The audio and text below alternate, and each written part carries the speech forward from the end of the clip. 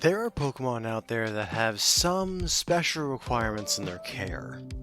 Maybe it's a specialized diet, or possibly a specialized environment, or even a special kind of training that's exclusive to that Pokemon line. These requirements are usually a hurdle, an obstacle that needs to be considered when caring for these Pokemon, but they can usually be overcome through clever solutions and hard work. And then, after that, it's fairly simple to care for the rest of the Pokemon's needs.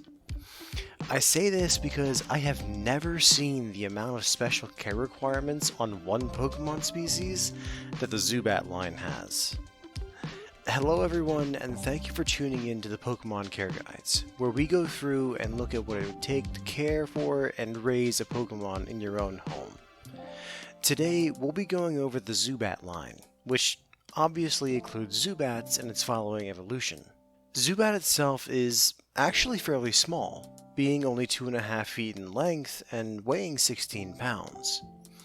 These Pokemon strangely don't have eyes, instead relying on their massive blue and purple ears to listen and echolocate their way through their environment. They also have two small thin tails instead of legs, and a pair of purple and blue wings that keep them aloft. Lastly, they have a wide mouth that has 4 rather sharp fangs situated inside it. Upon evolving, Golbat keeps the same general body plan but gets much bigger, standing 5 feet tall and averaging around 120 pounds. And yes, I said standing, as this Pokemon now has 2 feet that it can use to walk along the ground. Its ears have also shrunken down and it has eyes now, being less reliant on its echolocation. The final evolution, Crobat, actually changes up the body plan quite a bit, now being a sharp purple in color and evolving a second pair of wings that aided in aerial maneuvering. Unfortunately, these wings hinder its ability to traverse the land, hence its evolving tiny little feet that are really only good for hanging from branches and cave ceilings. It also gets a bit bigger than Golbat, now standing 6 feet tall from wingtip to wingtip, and weighing 165 pounds on average. In all, they don't seem that complicated.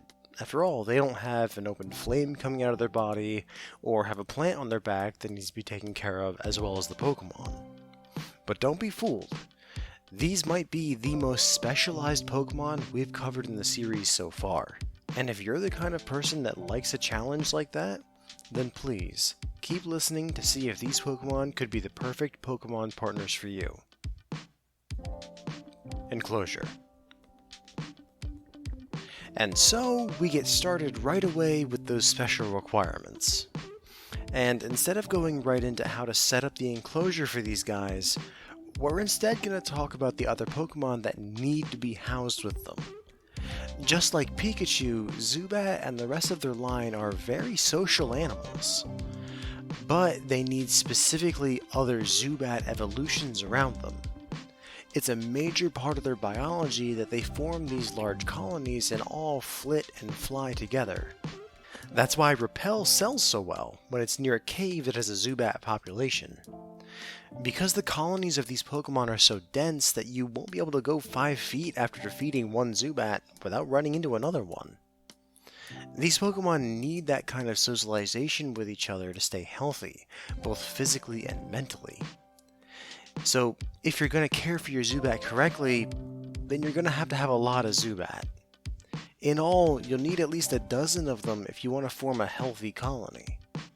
Now, if that were just for Zubat, then that wouldn't be bad. They are pretty small after all. However, if you plan on having Golbat or Crobat, then you'll need a lot of space for them. But you also don't need all of one evolution. So you can mix and match Zubat, Golbat, and Crobats to your heart's content. It's just a matter of you'll need more than one. So that's how we're going to be talking about things in the rest of this guide. Now, for how the enclosure should be built, this isn't going to be like the other flying types that we've covered. While yes, they do fly, and that is an important part of their health and exercise, they're actually more used to confined spaces, like caves or the under canopy of a thick forest. This means that, unlike Pidgey and Spearow, they don't actually need to be let out of their enclosure as long as the enclosure itself is big enough to accommodate their entire colony. So you don't have to worry about having to let your whole colony out to fly and then worry about them attacking people and Pokemon for food, the fact of which we'll cover later. But this does mean that we'll need to build a much larger enclosure for these Pokemon than we did for the other flying types that we've covered already. Size-wise, a good rule of thumb for the indoor part of the enclosure is that the length of the wall should be 15 times the size of the wingspan of the largest bat you have in your enclosure. So if you just plan on having Zubats, whose wingspans are usually in the 3-foot range, then you'll be needing an enclosure that is 45 feet length and widthwise. If you're only going to be going up to a Golbat, then you'll need walls that actually get up to 90 feet in length, as the average Golbat has a wingspan of 6 feet. And if you plan on having a Crobat, I hope you have a lot of space, because they have a wingspan of 10 feet, meaning you'll be getting an enclosure that's 150 feet in length and width. And when we talk about height, that's also a variation among the species, as the larger evolutions clearly need more space to fly around. In order from first evolution to final evolution, you'll need enclosures that are 10 feet high, 15 feet high, or 20 feet high. And this is all to give your Pokemon space. We haven't even talked about how it's supposed to be decorated yet. One big thing to consider with the decorations is that these Pokemon are nocturnal, meaning they sleep during the day and go out and hunt at night. Not only that, but with Zubat specifically, daylight can actually make them unhealthy, even burning their skin if exposed to it for too long. This means that you have to essentially daylight-proof their enclosure. How you do this is really up to how you decide to build the enclosure. If you decide to go with chain link walls and ceiling, then you can have a daylight blocking tarp installed over top of the fencing, thus stopping sunlight from effectively getting through. This could be the way to go because it's cheaper, but the tarp could also become problematic, as there's the possibility of it ripping or of it trapping in the heat from the sun. Another way to do this would be to actually build the full building. Yes, this ends up becoming more expensive, but you will be able to control the temperature much easier, and the light can be handled with light bulbs. Personally, I prefer the building method, as it's a decent investment if you plan on having these Pokemon with you long term.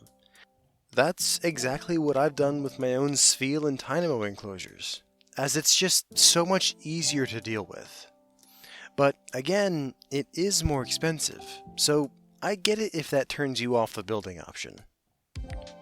When talking about what should go in the enclosure, a big thing that you should be working towards is trying to recreate as much of the Pokemon's natural habitat as possible. This could mean that you'll need some fake trees that they can roost in, maybe some rocky outcroppings in the walls, things that'll make them feel safe and at home. Also, when putting these decorations in, you should consider the fact that the way these Pokemon sleep and socialize is by hanging upside down by their feet. So you'll need to provide plenty of space for them to do so, whether it be in the branches of a fake tree or off pegs and bars that come out of the wall. You could also add in some toys for them to interact with. The best ones would be the things that hang from the ceiling or other places in the enclosure.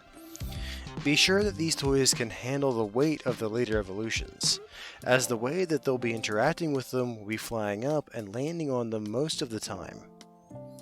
This also means that you'll want to avoid getting toys that their wings or feet could end up getting caught in. Lastly, water should be supplied in multiple dishes placed on multiple different shelves at multiple different heights throughout the entire enclosure. The same should be done with food, though the shelves for these should be left empty, which I'll explain later on in the care section.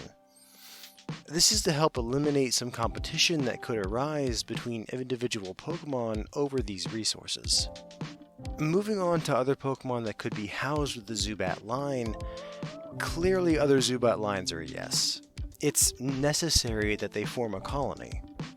This whole guide is assuming that you're going to be getting on a minimum of at least a dozen individuals. But as for other Pokemon being housed with them, I'm gonna say no on that. For a few reasons. Like I said earlier, these Pokemon are nocturnal, and their enclosure is built to avoid exposing them to the harsh rays of the sun. This is going to drastically limit the number and kinds of Pokemon that you can put in there with them. Most grass and fire types are going to be out.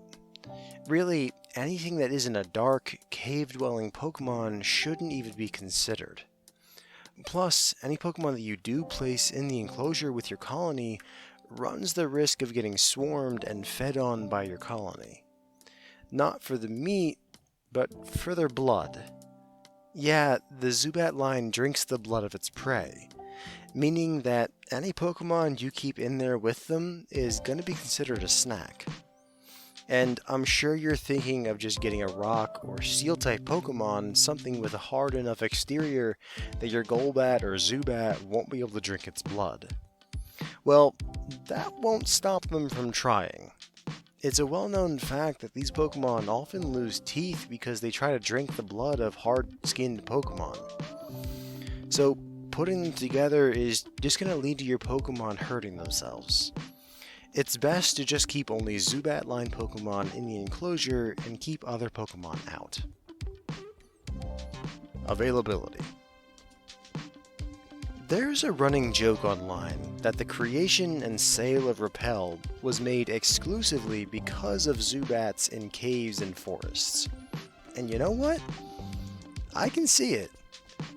Zubat and Golbat are incredibly common, to the point that if you traveled to the known caves and forests where they're spotted at night, you would have a near 100% chance of finding one of them.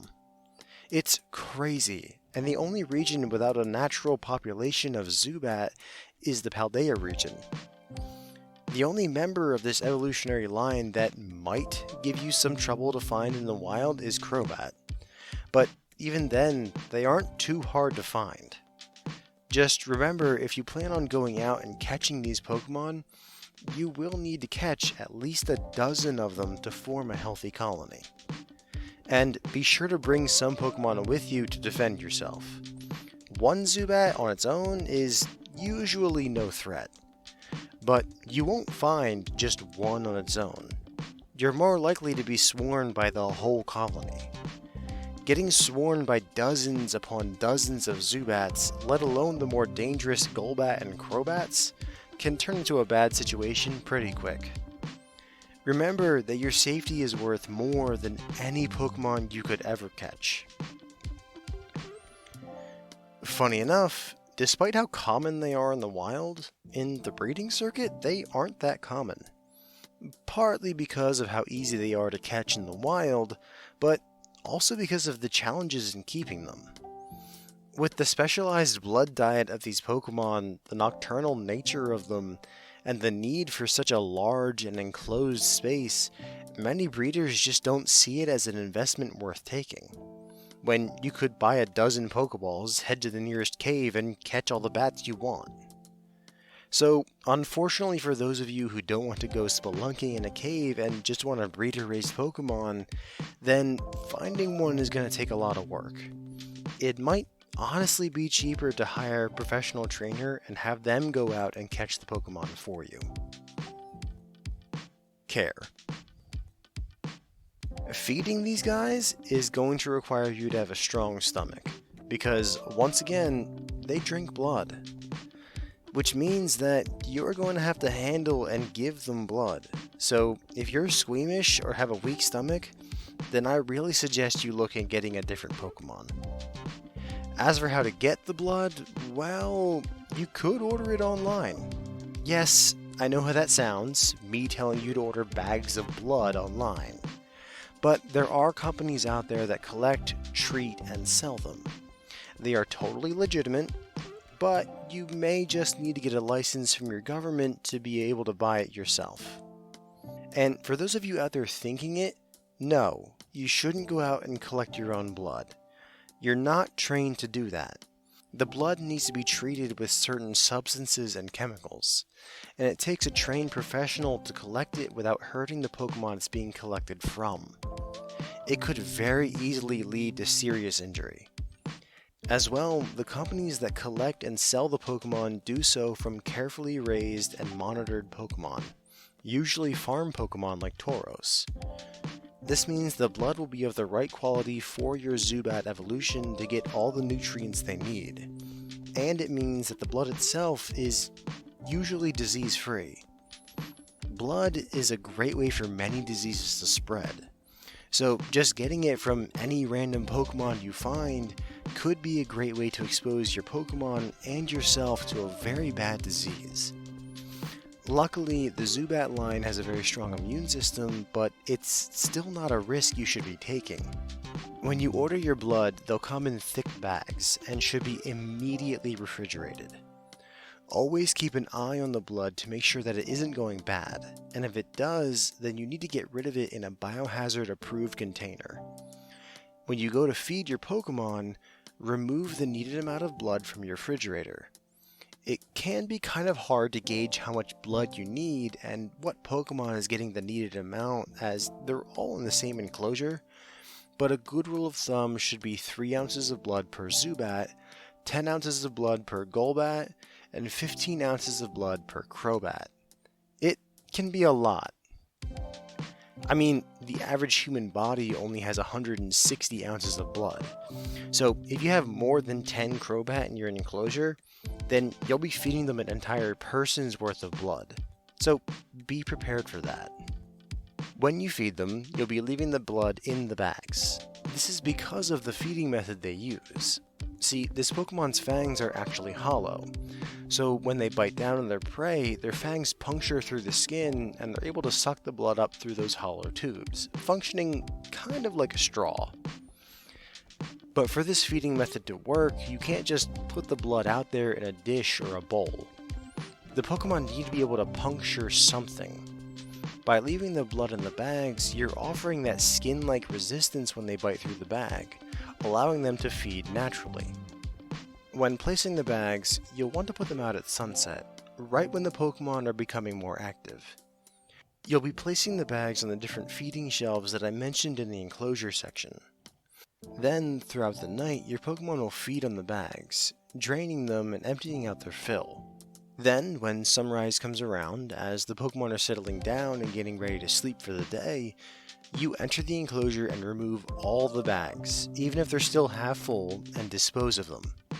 You do not want to leave old blood out, as that can cause infection and disease to spread. Also, if you enter the enclosure and see that some of your Golbat are bloated and having trouble flying, don't worry about it. It just means they got a little too enthusiastic when feeding and drank too much blood to fly. They should metabolize it fast enough to be able to get up to a perch pretty quickly. Or you could help them up if they're used to you by then. Which brings us to the next point of you interacting with your Pokemon. I'm assuming you don't want to buy a dozen Pokemon and build them a massive enclosure just to never interact with them. But the thing is that these Pokemon will never be super cuddly Pokemon. At most, they may land on you or allow you to hold them, though for the latter evolutions that may be hard considering how heavy they are. But you can still reach a point of positive relationship between yourself and the colony. This will mostly be by sticking to a schedule with feeding and cleaning, as this will allow them to anticipate when you'll be entering the enclosure. If they know that you'll be coming into the enclosure at sunset, put food down, hang out in a specific spot for some time, then leave and come back near dawn to collect the empty bags and clean up the enclosure, they'll be more comfortable with you and around you than you just popping into the enclosure whenever you want. This familiarity, along with avoiding any negative interactions with any of the Pokemon, will lead to them forming a trusting bond with you over time. This will, in turn, allow you to interact with your Pokemon more closely, having them land on you for support or allowing you to hold them. Just be aware that before that point, they might see you as another food source. So before you develop the relationship with these Pokemon, and maybe even after that point, I would recommend getting some rather thick protective gear for yourself, something full body, like what Combi farmers wear. This will prevent you from becoming a snack for your entire colony, which will end badly. The last thing to go over is the cleaning. Seeing as how you're keeping over a dozen Pokemon in one enclosure, things are going to get messy when it comes to waste. It'll be a nearly daily thing that you'll have to enter these Pokemon's enclosure and scrape and scrub all the waste that these Pokemon make. As well, they aren't always the cleanest of eaters, so you could end up with pools of spilled blood to clean up. In my opinion, the best time to do all of this is in the morning, when you pull out the empty feeding bags. That way, it's nice and clean for the day, and you don't have to worry about it when you go to bed. But really, it's up to you, so long as you keep a consistent schedule when you do it. Cost. Let's be honest here. It's going to be a lot. In every category. The Pokemon themselves are going to be in the high category. If you were able to just have one, then no, I'd say it'll be in the very low category. But the fact that you need to catch a dozen of them, which means at least a dozen Pokeballs, if not more, because they might break out of them, puts them clearly in the high category.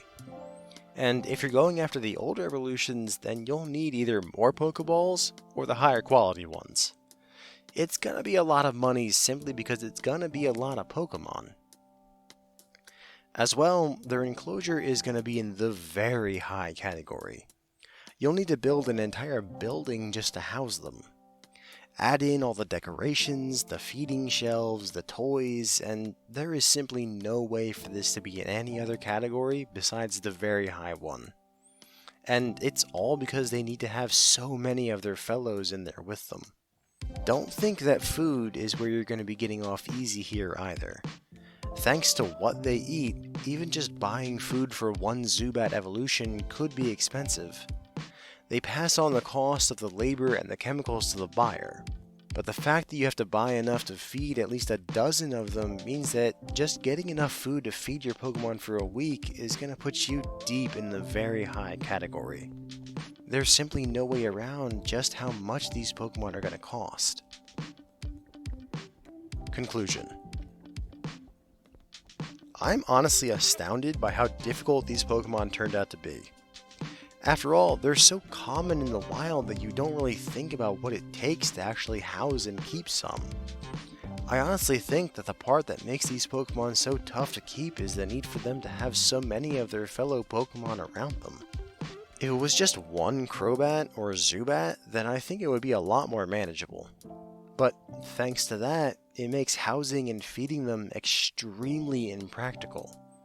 This might be the first Pokemon that we've covered so far that I would have to say would be too impractical for anyone but zoos to house. But if you have the finances, space, persistence, and deep love of the Zubat line, then these might be the perfect Pokemon partners for you. Thank you all for listening in, and please join us again next time when we talk about the wandering weed Pokemon Oddish and its evolutions. Have a wonderful night, everyone.